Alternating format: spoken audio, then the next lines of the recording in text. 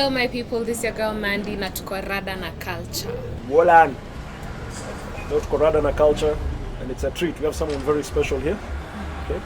A serious FemCee. Is it FemCee or am I saying it right? FemCee. Gengeton representing a big name. Sivo, tuko na Maandy. Hey, welcome. Alright, thanks for coming. Thank you so much for having me. Tumefurahi kuwa na wewe hapa. Asante sana. Maandy. Yes. Maandy. Yes. Gengeton music. Huh? No, I'm not a gengeton artist. I You're don't know not? why people say that. I'm just an artist. Just an okay. Yeah. Just for me to understand, because I mean I've listened to your stuff, Yeah. and I mean it's got the same. Let me call it the same feel in terms of it's hard. I mean it's raw. It's got a certain feel. Yeah. So probably we will be forgiven for thinking it's gengeton, but you're saying it's not. It's not. It's, Okay, it isn't. I think I only did one, of which it wasn't gengeton. It was more dancehall. And the only difference was I featured artists who are popular for being gengeton artists. However, last year in the music era we had, most of the young people were doing gengeton. Yes. So I'd understand if there was that connection to me being a gengeton artist, but basically I can do any genre. Okay. I'm flexible. I can do trap, I can do hip hop, I can do drill, I can do dancehall, I can do zouk. I'm diverse. So I really don't box myself in with a genre. So could I ask? So when you were doing that, was it more like a strategic move? I mean, was it a career move when you did it that way with those guys for that sound? Was it deliberate? Yeah, for me everything is deliberate.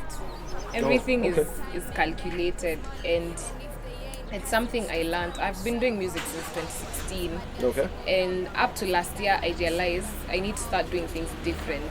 Okay. Not just waking up and doing a song and saying I'll release it. Like everything has an end result to it.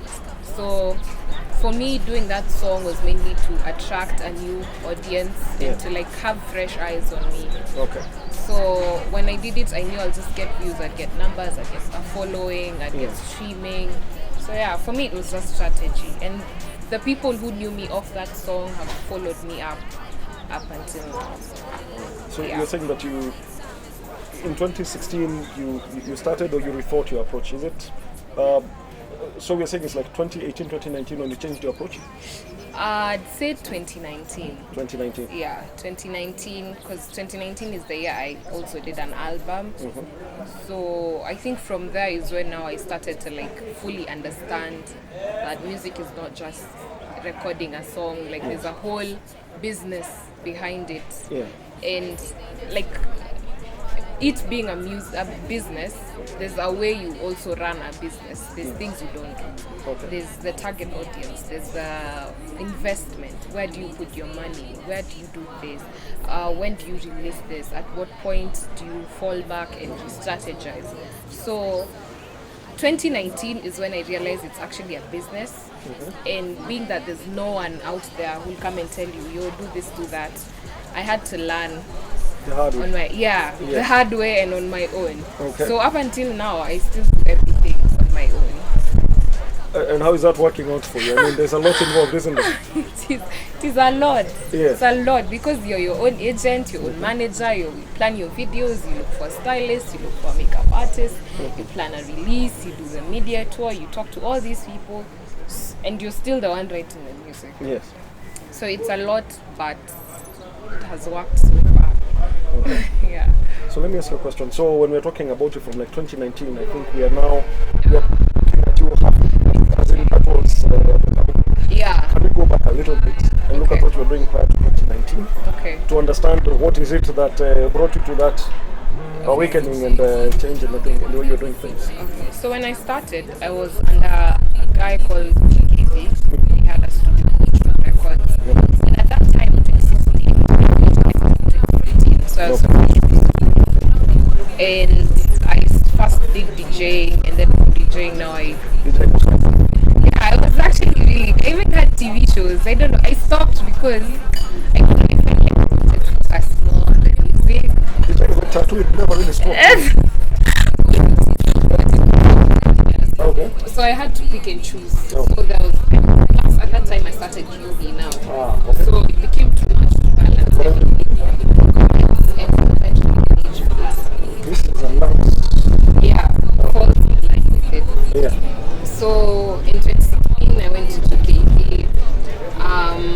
I didn't release music up until 26 November, 2016 November.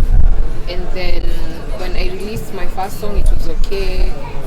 But then in 2017, I don't know what happened. I released one more audio song, but I felt like things were slow pacing. Like he wasn't really into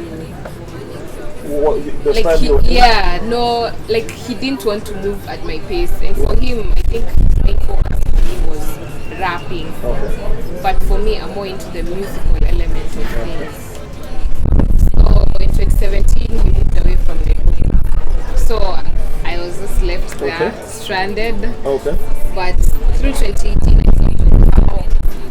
I learned. I tried to learn how songwriting, voice practice, how to deliver, how to switch flows, all these things. And I looked for a studio, someone I could work with permanently, and I found all those things. So when I came to 2018, it's when now I started getting into the business of business. Properly,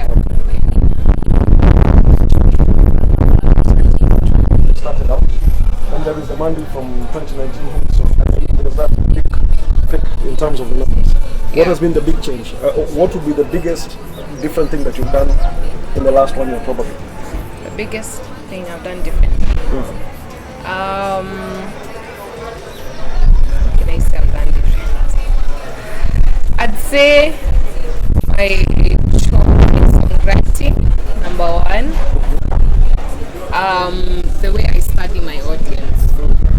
So when I release a song, like I do like a small case study and I see the results, what are people saying. Yeah. That's very scientific. How do you do it? You check it. No. You have to check. You have to check. So there's something called the YouTube. So every time you release a song, it tells you how your song is performing. Yeah. I wish I had my laptop and show you. So if for example, the last song I've released is number 2 on my releases. Yeah. So I check that number 2, and I check my number 1, and I check the last one. Okay. So I know what I did on number 2 differently from what I did on number 1, what I did on number 1.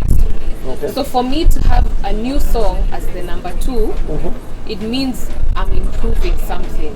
You understand? So that's something, I take it and I focus on it. Is it the choice of instrumentation? Is it the things I'm saying? Is it the chorus? Is it my method of marketing?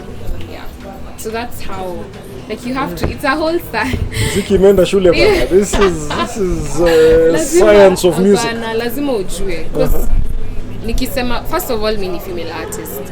So kuna kwanga na criticism mingi. Like for most people they think when it's decoration, for lack of a better word.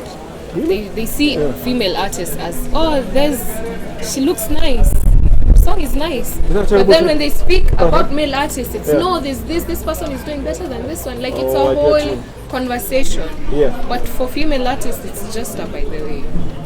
And for me, I don't want to be just a by the way. So I have to work like twice as hard as the males do in terms of my quality, my appearance, everything. So if we could just touch on that for a moment. Yeah. It's true, because even when we are doing this show on this channel, we are not getting a lot of female artists. It isn't that we are not looking, but it's like we are not getting a lot. Why do you think that is in this day and age when we really would have been expecting that there's more women doing more things? In your opinion, what do you think that's all about? I'd say for females, most of the challenges you get are discouraging. It's the comments, the harsh comments. How harsh? It's really harsh. Hey, it's the no male wants to work with you on a neutral ground. There always has to be like something they want in return.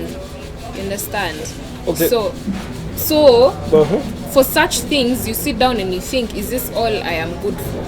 Understand? So if you're not strong enough, you'll take it and you'll feel bad and you'll feel sorry for yourself and you'll do what. But now if you're me, you'll run them off. Okay. Because at the end of the day, what is meant for you will be yours. It doesn't matter if this person wants to act a funny way, they want to do things they want to do. You'll still, at the end of the day, you still get what you need. even for women. Okay. Sometimes it's tired and despaired and so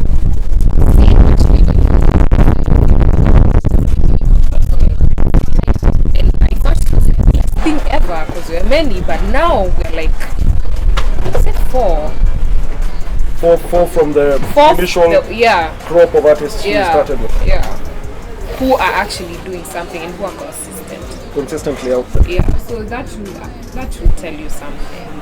Could I ask you again, as a female artist, you see this thing is, this is something I ask every female artist that we have ever interviewed. Because the questions we won't ask a male artist, we won't ask him, have you ever been put in compromising situations and all that. So we won't ask a male artist, probably they have been, but the convention is that we don't expect it. Exactly. But in your case, have you ever experienced that? And I'm not necessarily asking you to call out anyone, that is not necessary. But have you ever? I think for me they've been minimal for some reason, but it's because I found a way to protect myself and shield myself. Everything, and even if I need to outsource, I don't do it directly. Someone else does it for me. But I'd say my biggest issue has been mainly producers. And it's not even young producers. It's producers who've been in the game for like 10 years, 7 years, or even 20 plus years. So in my head I usually think maybe it's something they were used to back in the day. Because young producers like that. Yeah. Should I call them that? Predators? Yeah, call them predators because young producers are really nice. They're very outgoing, they're very into their work, they're not inappropriate in any way, and they won't even show they're inappropriate. They're just friendly. Yes. So I think it's just a thing with producers who've been around for a long while. It could have been the thing. Of which I understand. Maybe it's the way they were conditioned to things happening, but I haven't experienced much of that, unless it's the people from that era.